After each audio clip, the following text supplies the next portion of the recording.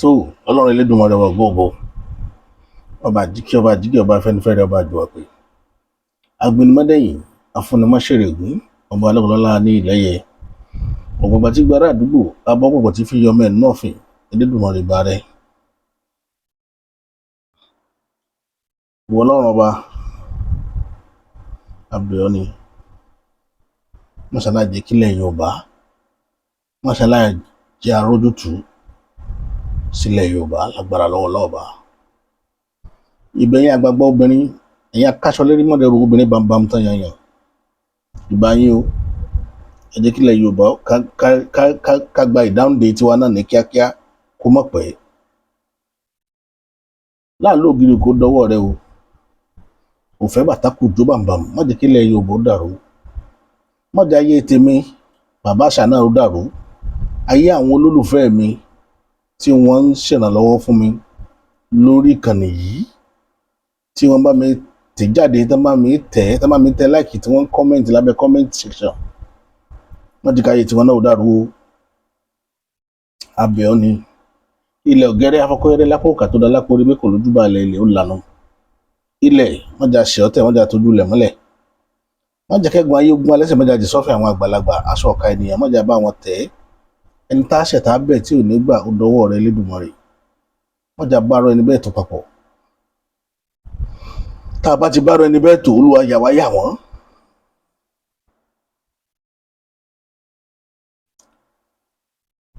Fídíò tí mo ṣe lánàá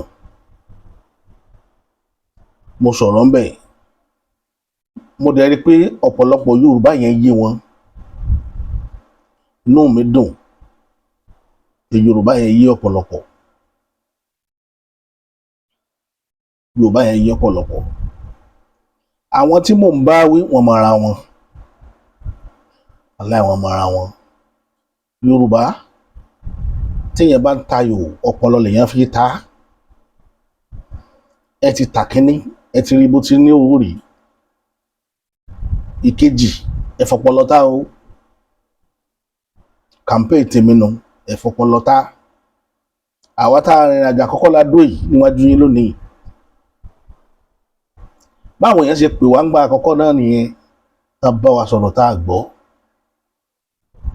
tá a mọ̀ pé ló ti wá rírì àṣírí wọn jáde ẹgbà tí mo ṣe fídíò yẹn lot of àṣírí ló bọ́ síbi lọ́wọ́ lálẹ́ àná mọ́júmọ́ ní àṣírí wọn jáde lóríṣiríṣi ibẹ̀ láàánú Yorùbá ti wá bẹ̀rẹ̀ sí ní ṣe mí pé àwọn èèyàn mi yìí ni wọn ò ní ìfarabalẹ̀ gbogbo nǹkan ẹ máa ní ìfarabalẹ̀ kẹ́lẹ̀ bá máa rí ní òdodo ẹ má ti torí owó ẹ má ti wá sọ̀rọ̀ owó báyìí etí yóò wá náà láì ṣe pé owó yẹn lẹ̀ ń ná láti gba àwọn ti bí yín tẹ́ fi dàkókò yìí lóòótọ́ àṣekún lówó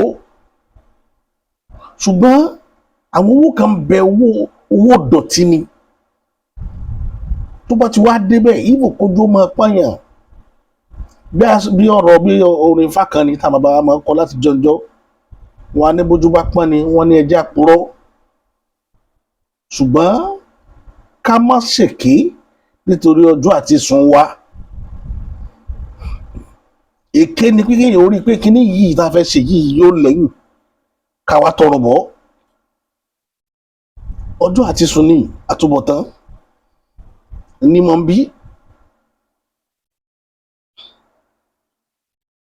náà fi pé tójú bá pọ́n ni wọ́n ní ẹja purọ́ ṣùgbọ́n ká má ṣèké nítorí ọjọ́ àti sùn ọjọ́ àti irú rìn táàrin lọ́wọ́ ìrìn ọjọ́ àti sùn ni torí ìwọ tó o bá sì torí pé kí nu tiẹ̀ nìkan lè dùn ọ wá kí Yorùbá sóko igbó atú ọjọ́ àti sùn rẹ lọ gbìn tí mo ń tọ́ láti sọ tí ò yọ pọ̀lọpọ̀ nu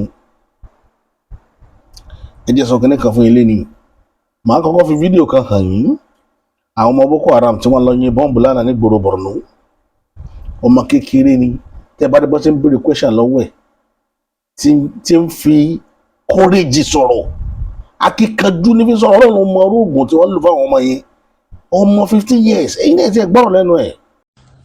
menene sunanka? Sunana Tijjani. Shekaran ka nawa? Shekara na 15. Daga ina kake? Daga Jilli nake. Su wane ne a Jili? Yan Boko Haram ne. Akwai Boko Haram a Jili? Akwai Boko Haram a Jilli. Menene sunan kwamandan ku? Babulama. The attack in Gamdu. Ku ne kuka yi atakin na Binishek da Ngamdu? Mu ne muka atakin na Binishek da Ngamdu. Wanda sun gama, where did they go to? Da kuka gama ina kuka je? Muka je Jilli. Kuka koma Jili? So daga Jili sai kuka je ina? Daga Jilli. Muna Jilli. Daga Jilli ne yanzu aka tura mu je mu siya kayan abinci. Waye ya tura ku? Babulama ne komanda. Shi ne komanda, shi ya tura ku? Shi ne ya tura mu je mu siya kayan abinci. Ina ya tura ku? Za mu je Maiduguri ne. Mun zo mun kwana Ngamdu. Nawa ya baku? 850 ne. 850 ya baku? Ṣé ti rí? Ṣé ìran Fúlàní àbí ìran Haúsá wọ́n lè ṣẹ́rí padà nínú ìrìn àjò tẹ́lẹ̀ tán rìn? Àwọn ìbéèrè tó yẹ kẹ́ mọ́ bí bàbá Bọ́lá Ahmed Tinubu rè o, tẹ́ ẹ̀ bí wọ́n tó jẹ́ pé oúnjẹ tẹ́ ẹ jẹ lẹ́ẹ̀kan lẹ̀ ń wá kiri. Ẹ béèrè lọ́wọ́ bàbá pé sígbà tí wọ́n ń ṣèjọba lórí àwọn kìíní yìí tí wọ́n ṣe fi ìgbẹ́ gbádùn kí ni ẹkọ́nọ́mì ò lè dùn kí gbogbo ò lè dá tó tó sáré káàkiri sáwọn kìíní yìí ṣé wọ́n ó ṣẹ́rí padà níbi ìpànìyàn ìfẹ̀míṣòfò tí wọ́n ń ṣe yìí? Tí bàbá ọba ti dá yín lóhùn á jẹ́ pé bàbá náà ń wá ní tí ó jẹ kiri rí, kì í ṣètòrí kó lè dá làwọn náà fi ń ṣèjọba. Because láyé Jonathan bọ́ǹbù ilẹ̀ yìí títí láyé Buhari wọ́n yìn títí ọ̀dà yìí ọ̀ Tinubu náà wọ́n sì ń yin bọ́ǹbù lọ. Àwọn á sọ fún pé agbára wà lọ́wọ́ yín lónìí, ẹ jẹ́ àdákí ní ìrúkúrúkà kó máa bá tiẹ̀ lọ. Ẹ wọ́n á sọ pé ọjọ́ iwájú Nàìjíríà yóò da yóò dùn. Ibo ló ti fẹ́ dùn? Nígbà tí ọmọdé mẹ́ẹ̀ẹ́dógún ti lọ yin bọ́ǹbù tẹ̀ wọ́n á sọ pé yóò dùn. Ọmọdé wọ́n lò sàtà bá lé ọmọdé ń bẹ̀ òòsà náà ṣetán tí ó parun. Òòsà tó ọmọdé bá wá gbé tí wọ́n ń ṣe fúnra rẹ̀ gọ́ sọ́ọ̀sà òun sí ó parun. Òní tẹ̀ ń rí wọn nígbà tí wọ́n lè ti mọ̀ pé kájí bọ́ǹbù òní ni yóò fi rọrùn wọ̀ tí gbogbo wọn ti dúndò pé àtọmọdé àti àṣẹ ìdí wọn bọ́ǹbù làwọn ọmọ yìí lọ́dọ̀ tí wọ́n ń bẹ̀ yẹn. Ẹ̀dẹ̀ kóyìnbó máa sọ fún yín ó yẹ kẹ́yìn ó máa yarí rí pẹ̀lú ipò tẹ́ wà pé ẹ má pẹ́ Nàìjíríà, ó yẹ kẹ́yìn ó máa yarí mọ́ wọn lọ́wọ́ ni pé pẹ́pẹ́ ni solution. Because nígbà òní ò ní ràn wá lọ́dọ̀ wa ń bí adẹ̀ ti ní information lọ́wọ́ pé gbogbo àwọn ọmọ wa ti ń mu gbó kiri, àwọn ọmọ ti ń mu kódì kiri ẹgbẹ́ títì, wọ́n ti ń kọ́ àwọn náà wọ́n gbọ́tọ̀ náà ṣe training fún wọn. A gbọ́ like a month ago pé ọ̀pọ̀lọpọ̀ gbogbo wa ní ti káwọn ọmọ ìwọ̀ tó jẹ́ titi wa nílẹ̀ Yorùbá ń bí tán training wọn against aráàlú. Gbogbo ẹ̀ la ń gbọ́. Eré mélòó lẹ́yìn àgbààgbà yìí sá? Eré mélòó lẹ́yìn sá? Láfi sọ pé àgbà ti dé bá gbogbo yín ẹ lọ sẹ́ńpẹ́ ẹjá wa tá a lè sá kìtàkìtà ẹjá handle situation lù yìí fúnra wa kẹ wá wò bóyá yóò láṣeyọrí àbí òní láṣeyọrí. Ìtàn sọ tán fẹ́ kí inú oko tán ti Yorùbá lọ nìyẹn o. Òun lèmi lọ́gbọ́n pariwo lénìí tí gbogbo yín dákẹ́ tẹ̀ràn rẹ́rìn tí inú yín ń dùn. Ẹkún ọ̀la ẹlòmíì ó sa eré ẹ̀mí ló fẹ́ bọ́. Ẹgbà tí wọ́n fẹ́ bàbá ṣàṣì sọ o kò sí tó kàn mí, èmi ti sọ dodo ọ̀rọ̀ fún yín. Ẹni tí ó máa wá tí ó máa bá yín gbá méjì lórí lọ́nà láì tẹ́ máa rẹ́rìn òun lẹ́ ń fẹ́. Èmi ò ní sọ yẹn torí òdodo. Mo ń rí ọjọ́ iwájú ilẹ̀ Yorùbá, mo rí eléyìí tó da tó dùn, mo rí eléyìí tó korò, mo wá ń tì yín síbi èyí tó dùn ṣùgbọ́n ọkàn yín ò lọbẹ̀. Eléyìí tó korò yẹn lẹ́ ń dì mú ló wù yín.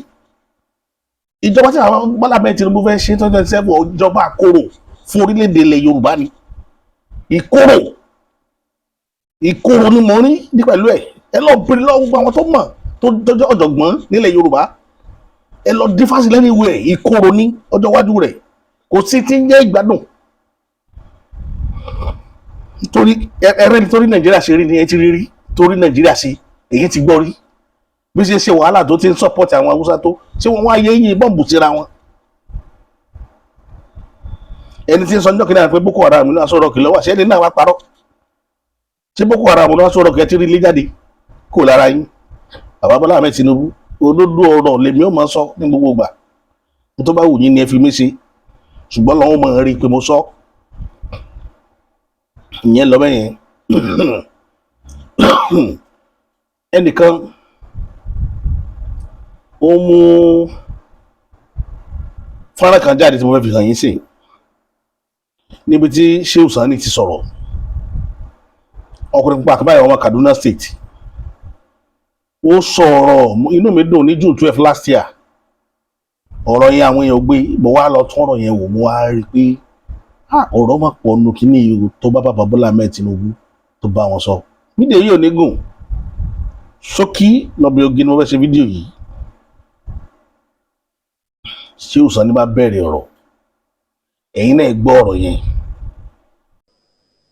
A day like this will not be complete without appreciating the role played by the likes of Colonel Abubakar Dangiwa Umar, the likes of Chief Abraham Adesanya, Alani Akao Boshoru, and the likes of Fred Eno.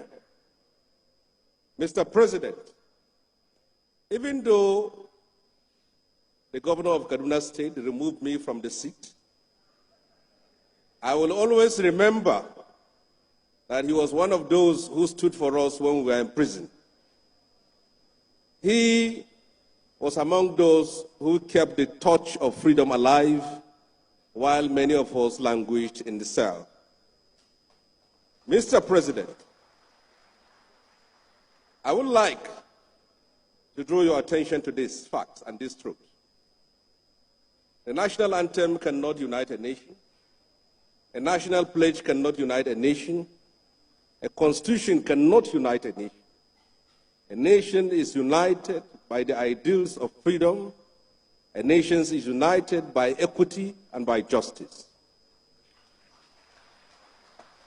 Many younger generations of today have not and couldn't know the sacrifice we have made to restore democracy to this country.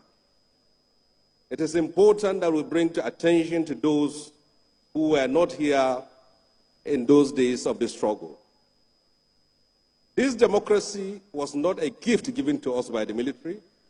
It was not a lottery that we won. It was a product of struggle and sacrifice. There were people who were forced into exile, like the President and Commander-in-Chief of the Armed Forces, and the likes of Wole Soyinka. There were people who were sent to prison, like us. We're supposed to spend the first 15 years of our life in prison, but by the magnanimity of God, we were out. There were many who were dead. This democracy was a product of struggle. The Academic Staff Union of Nigeria made sacrifices. Nigerian media made sacrifices. The NUPENG, headed by the like of Frank Kokori, made sacrifices. The National Association of Nigerian Students made sacrifices. This democracy was a product of that struggle, was a product of that commitment, and was a product of that determination. Mr. President, you have a duty to succeed. If you succeed, you will share your glory because you came from the trenches, you came from that struggle, you come from that period of struggle. Mr. President, if you fail, they will say that those of you who fought for democracy have nothing new to offer to Nigeria.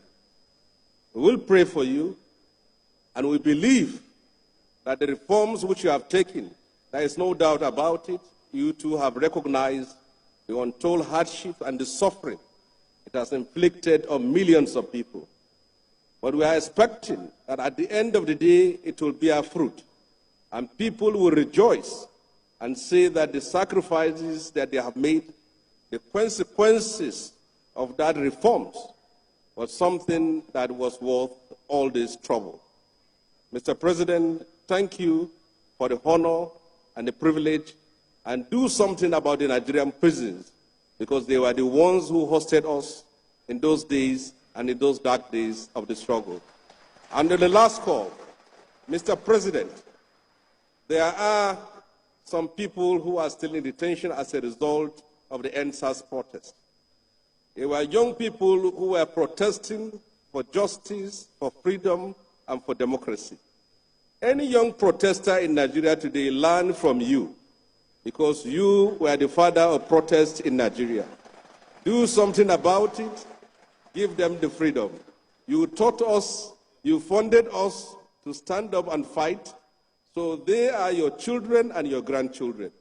Give them the pardon. Thank you and God bless.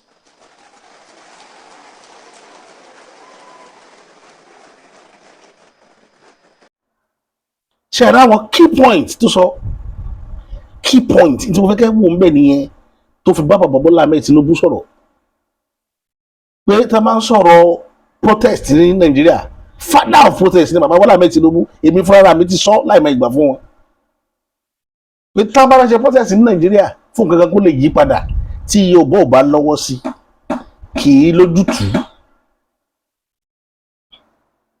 ló wá ní ìwọ náà rò dáadáa o gbogbo àwọn ọmọ tó ṣe protest ẹ̀ ń tì mọ́lé ẹ̀wá bẹ̀ ṣe tú wọn lẹ̀ gbogbo àwọn ọmọ ẹ̀ ń sàstẹ́ẹ̀tì mọ́lé àwọn méjì ń bẹ ní akóló ẹ̀wọ̀n dèní ó ní kó tú wọn lẹ̀ ó dé point number 2 point number 3 kílẹ̀ mà tó sọ ó ní prison táwọn lọ nígbà yẹn torí bàbá Bọ́lá Ahmed Tinubu náà wọ́n mọ̀ náà tì mọ́lé lálágbọ́n ẹ lè má gbọ́rí ẹ lọ bèrè dáadáa bàbá náà sún alágbọ́n nígbà tá à ń sọ yìí láyé Abacha Tinubu escape kúrò lálágbọ́n ni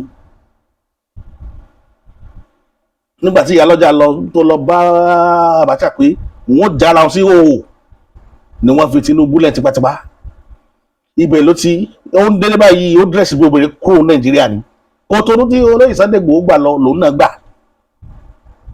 tó fi láyé escape kúrò ní Áfíríkà àṣírí ẹ lọ ká story yẹn dáadáa story yẹn ń bẹ nínú 10 magazine ẹ lọ ká bí Tinubu náà ṣe rìnrìn àjò tiẹ̀ protest ló gbé dálágbọ́n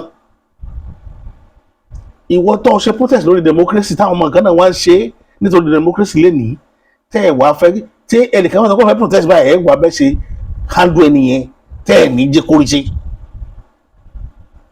ẹ̀ ń ṣàdínà gbogbo gbọ́n tí wọ́n ti fi lọ àwọn èèyàn kan ọ̀fẹ́ kan fi lọ ìwọ definitely ẹ̀dẹ̀ expect pé yóò dáa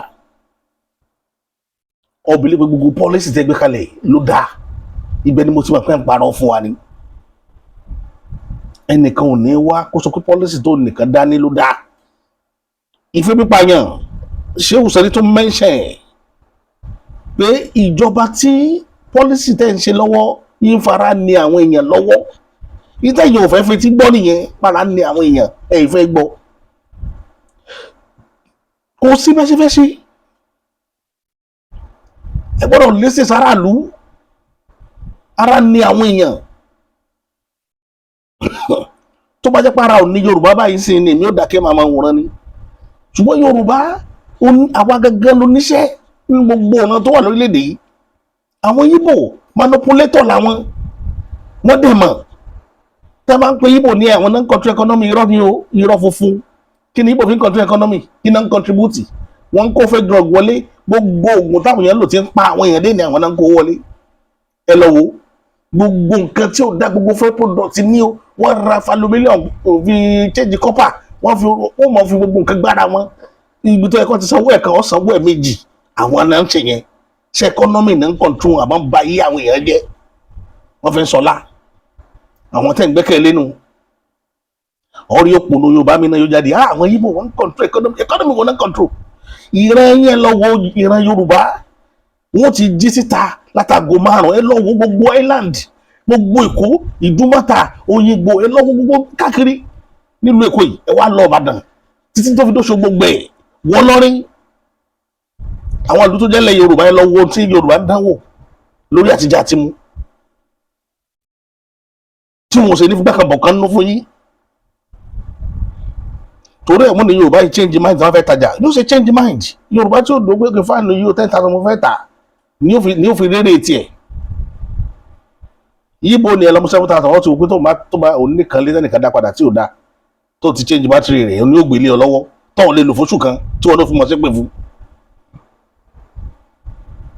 èwo wá ló dánú méjèèjì ta ní ń tajà ìpẹ́ ta ní ń gbowó òkúta nínú ẹ̀yìn méjèèjì ibi tí Yorùbá ti yàtọ̀ ni wá wúrú ẹni bẹ́ẹ̀ tó lóòótọ́ tó ta nǹkan gidi kí irú ẹni bẹ́ẹ̀ wá kó sí kó ló pé ẹkọ́nọ́mì tẹ́ gbé kalẹ̀ yìí ayé irú ẹni bẹ́ẹ̀ wá ń bàjẹ́ àwọn náà pọ̀ jù. Ẹ lọ wo gbogbo ibi tó ti fold up Yorùbá lónìí.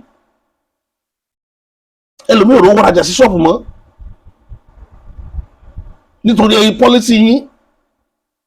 Ṣẹ́fẹ́ ká náà lọ́ máa jalè ní ká náà máa purọ́ jẹun.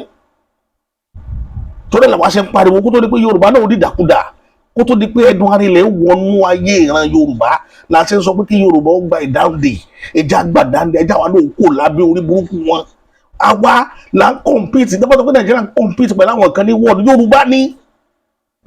Àwa là ń gbórúkọ ilẹ̀ Nàìjíríà káàkiri, ẹ jẹ́ wá gbórúkọ bàbá wa ga báyìí.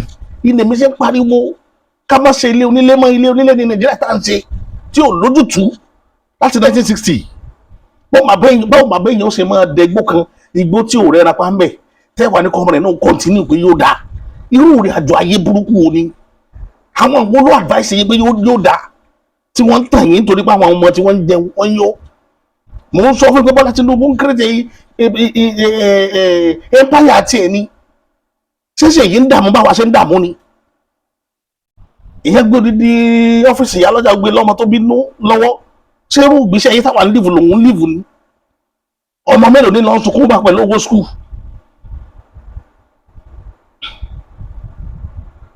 Ẹ wá fi compare ogúnlọ́gọ́rùn Yorùbá tó wà lórí ilẹ̀ tí wọ́n ní kinní yìí tí wọ́n lè fi jẹun tí ò wá sí iṣẹ́ tí gbogbo wọn rìn kiri. Àwọn ọmọ dààmú gbó wọn bẹ̀rẹ̀ sí ní mo kò dé mo ìmọ̀kúmu látara pé a fẹ́ kó dáa. Gbogbo àwọn táwọn ọmọ Hausa mọ lókè lọ́wọ́ ti kó wá bí làwọn tiwa náà mọ ní ìsìn. Náà mú ẹ lọ gbogbo bus stop káàkiri. Ọmọ níbi níran ọmọ dídàkudà ẹ̀wọ̀n sọ pé yóò dá. Níjọ́ wo ló fẹ́ dá? Níjọ́ wo ló fẹ́ dá? Ayé yín ń bàjẹ́, ọ̀gẹ̀dẹ̀ ń bàjẹ́, ẹ̀ní ń pọ́n. Mo mọ nǹkan tí mo sọ, kì í sọ̀rọ̀ pé bóyá mo ti bàbá Bọ́lá Ahmed Tinubu o. Èmi ní the good governance, mo ní di kí a rí ọjọ́ iwájú wa káde mọ́ smile. Kì í ṣe kí èèyàn máa wọ ọjọ́ iwájú rẹ̀ kí ni oríṣi máa bàjẹ́. Èdè ìtawọ́ lọ́wọ́ yìí ẹ̀dẹ̀ mọ́tọ́, ṣùgbọ́n torí ìfẹ́ inú títí orí òkèlè títí yẹn ń pọ́n ẹ̀ kíá. Nǹkan tí mo sọ nìyẹn. These people don't care. Ẹ wá gbọ́ nǹkan tí ìyàwó bàbá fún wa lára rẹ̀ wà fún ẹnu ara rẹ̀ sọ. Ìyàwó bàbá Bọ́lá Ahmed Tinubu àtàná ni mo ti rí caption yẹn káàkiri wípé listen to this youth. Wọ́n bá bàbá sọ pé àbọ̀ listen sáwọn ọmọdé, listen sí wọn. Ẹ̀yin náà rí.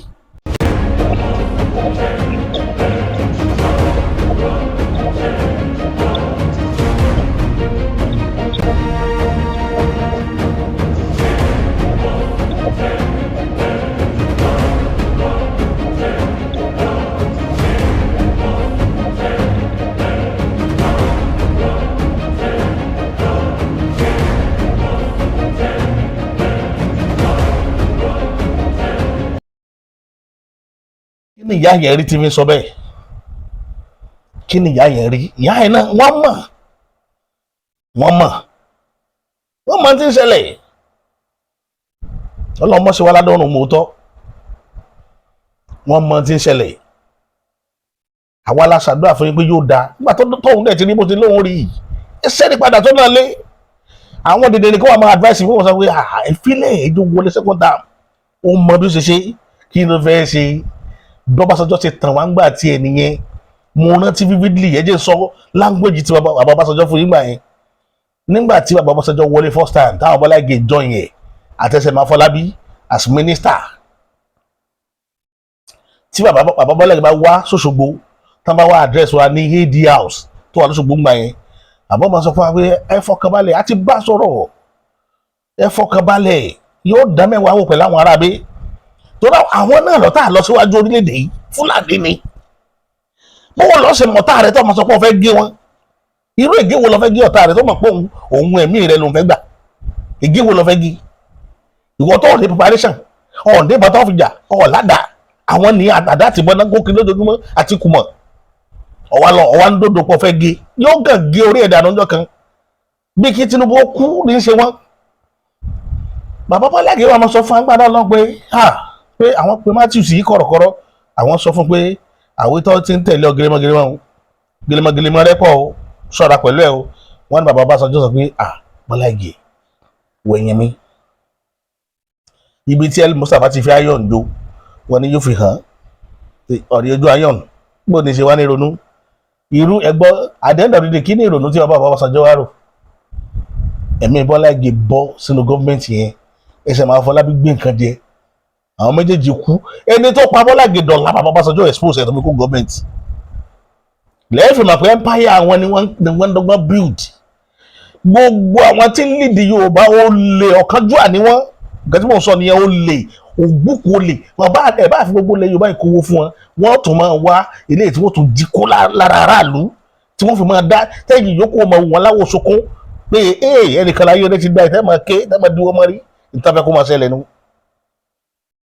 lẹ́yìn fún mi pé ọ̀kánjúà ni wọ́n ọ̀kánjúà ìka wọn ò lóore tí wọ́n fi san ìran Yorùbá ni kó wá ìṣe má tẹ̀lé èèyàn dogmatically ẹ má bìlíìfù pé nìkan ń bọ̀ tí ń bọ̀ wá sóore fún yín ẹ̀yin ní ẹ jókòó ẹ ronú ara yín níbo lẹ́ ń lọ kí ni èrè ń jẹ yín kí ló jẹ́ àtúbọ̀tán yín pé ẹ bá Nàìjíríà ṣe kí ló àtúbọ̀tán yín gbogbo ń táwọ́ lọ́wọ́ ṣe kalẹ̀ pátá ti bàjẹ́ tán tọ́wọ́ western region ṣe ọ̀pọ̀lọpọ̀ ẹ̀ ní Nàìjíríà ti jẹ́gbà máa wà lọ́wọ́ èyí tí Nàìjíríà bàjẹ́ máa wà lọ́wọ́ ló pọ̀ jù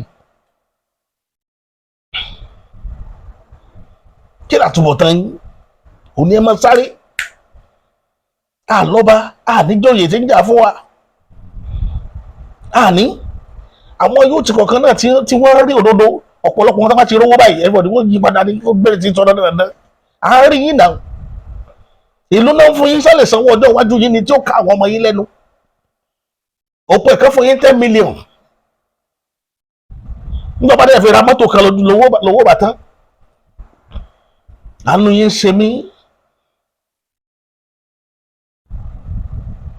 ọmọkùnrin kan ó ń gíìvù rìpọ́ọ̀tì kan nẹ́tíwọ́ọ̀kì dà mí láàmú látàná ó gíìvù rìpọ́ọ̀tì kan rìpọ́ọ̀tì yẹn mo screen record ẹ̀ bàbá náà wọ́n pè ní mo ṣe tẹ́ ẹ bá wò ẹ máa rí àwọn kankan bẹ̀ tí ò yéèyàn nípa ìpòsíṣẹ́ tí bàbá wà báyìí lọ́wọ́lọ́wọ́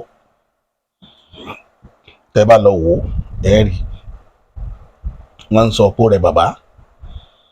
rẹ bàbá àríyànjiyàn yẹn tó ti wà ń ta débi pé àwọn èèyàn kan tó ti ń gbèrò kó kú èrè ń jẹ wo wá ní Yorùbá kí ni ó jẹ èrè ń jẹ ìran Yorùbá 2027 ibi tí mò ń bá ọ̀rọ̀ tí mò ń sọ lemọ́lemọ́ ṣe ti rí ẹ jẹ́ gbé wọlé. Reactions under my comment section, okay? You know, in that video, I was talking about the state of health of Mr. President as alleged. I mean, upon a source that's alleged that it might be battling with cancer. Of a truth, Tinubu has been, you know, going up and down with his health. But the truth of the matter is that pray that nothing happens to that guy. I have said it before and I'm saying it now because if anything happens to that guy, maybe then your tribalistic mind will correct. Maybe you will now have sense. One of the reactions on my comment section is this. This guy said,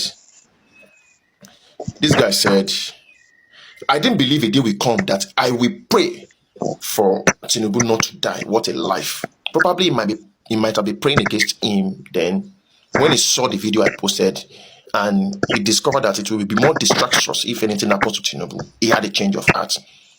Okay, this one said, you guys should forget about politics at this stage. The best solution is division or referendum. Pray for Tinubu and Nigeria. Okay, that's right.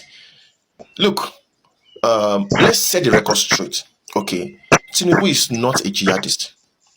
Tinubu is not sponsoring terrorism. The only thing we see wrong in Tinubu, according to US, is that he's just trying to play politics with everything. That's just because he wanted to win the next election. So he's playing politics with it. But it's never part of whatever they are doing in the North. He has never been indicted. There was never any form of indictment on him that he was part of it or is part of it. Okay? Tinubu actually ruled Lagos for 8 years. There was never any day he agitated for Sharia establishment. After he left, 2 successors took over. Ambode is a Christian. Sanwo-Olu, the present governor of Lagos State, is a Christian, as recommended by...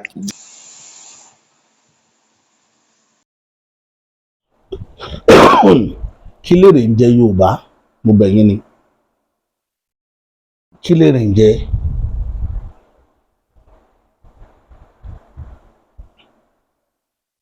ẹ̀yin ènìyàn mi gbogbo tá à ń sọ kì í ṣe pé àfi ń bá anybody ló kọjẹ́ mi sọ pé bàbá Bọ́lá Tinubu ò dá o èèyàn dáadáa ni o àṣírí bẹ̀ mo gé fún yín yẹn ṣùgbọ́n òun nìkan kò lè máa jẹ́ àwádé àjọjọ níní àṣírí mo gé fún ilé ní ilẹ̀ Yorùbá yìí àjọjọ níní a sì jọjọ mójútó ni ẹnìkan ìjáwádé ẹnìkan kò lè máa jẹ́ àwátidé ìdí nìyẹn táwa náà fi ń jáde tẹ́yìn bá sọ pé yìí ń mọ ẹkọ́nọ́mì táàrà ọmọ ní aráàlú àwa náà mẹ́tò lù tá a lè lò táàrà ó fi di aráàlú ẹ wá ètò ilé tí ìlú òòrè tí wọ́n bu ẹ̀rín sí yín ẹ wá ẹ má wá ilé táwọn yóò fi máa fi aburú kan ìran yín ní gbogbo ìgbà tó ẹ̀ẹ̀ka kún ẹ̀rí bí nǹkan tó le ṣùgbọ́n mo sọ fún yín nígbà tẹ́ ń bọ̀ mo kà á fún yín dáadáa mo ní bàbá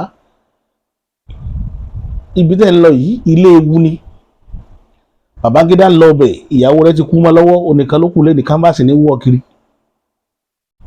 ẹni tó tún lọ bẹ̀ Abacha lẹ́yìn ẹ̀ Abacha dà lónìí ibẹ̀ ló kú síwárùkú rẹ̀ bóde ni ẹnìkan tó lọ bẹ̀ yẹn tó bọ̀ tí nǹkan kan ò ṣe dùn ní òun ni Jonathan àti ìyàwó ẹ̀ kò tí ì sẹ́ni tó lọ bẹ̀ yẹn Musa Yar'Adua àwọn rùkú rẹ̀ bó ta ń bẹ̀ ni.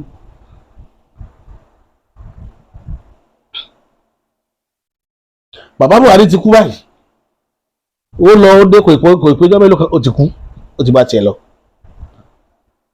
ibẹ̀ yẹn tó yẹ pé bọ́n ṣe rúpó sí yín wọ́n mọ̀ rúpó sí ọmọ yín àtìyàwó nínú ìjọba yẹn ọmọ Buhari lọ sí